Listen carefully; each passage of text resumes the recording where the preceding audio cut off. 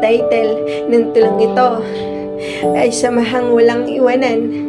Magkawatak-watak man ay hindi magbabago ang pagkakaibigan. Kung bibigyan ng definasyon ang pagkakaibigan, paano mo ito bibigyang kahulugan?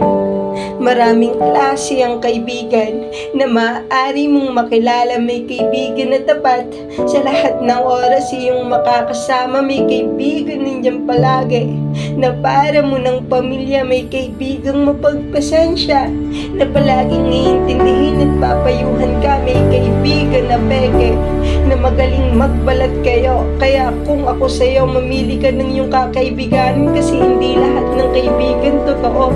Alam nyo, yung pakiramdam na magagawa mong suwayin ang iyong ama't ina para lang sa kanila makasama ka. May mga puntong masasagot mo rin sila kasi tingin nila sa kaibigan mo masamang impluwensya.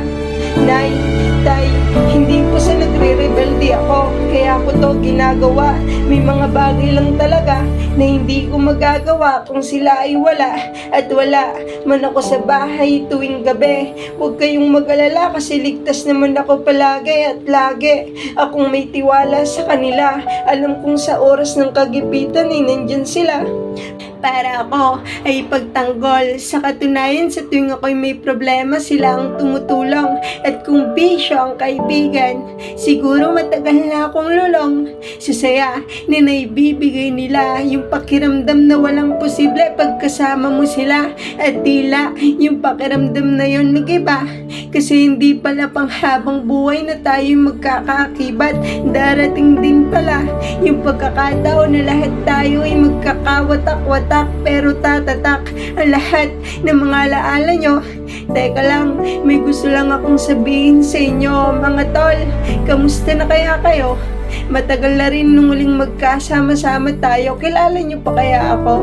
Sana naman hindi nyo ako nakalimutan. Ako nga pala yung tropa nyong laging pinagtitripan. Sana okay lang kayong lahat kung saan man kayo naroroon. May kanya-kanya man tayong buhay ngayon.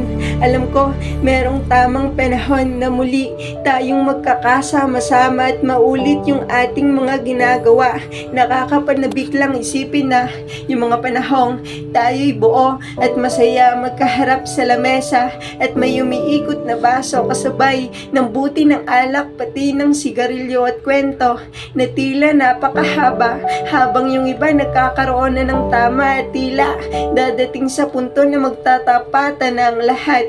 May magsasabi na kung sino ang may galit pwede na niyang ilabas at hindi pwedeng ipagpabukas ang isang maliit na tampuhan. Kaya habang magkakasama dapat magkaroon ng kaayusan, at sa problema sama-sama tayong haharap. Mas pipiliing ayusin kaysa ang pagkakaibigan mawasak, at kung sukdulan man ang aming ginagawa at sa tingin nyo ay masama, wala kaming pake pagkat dito kami sumasaya. Hindi nyo lang nadadama.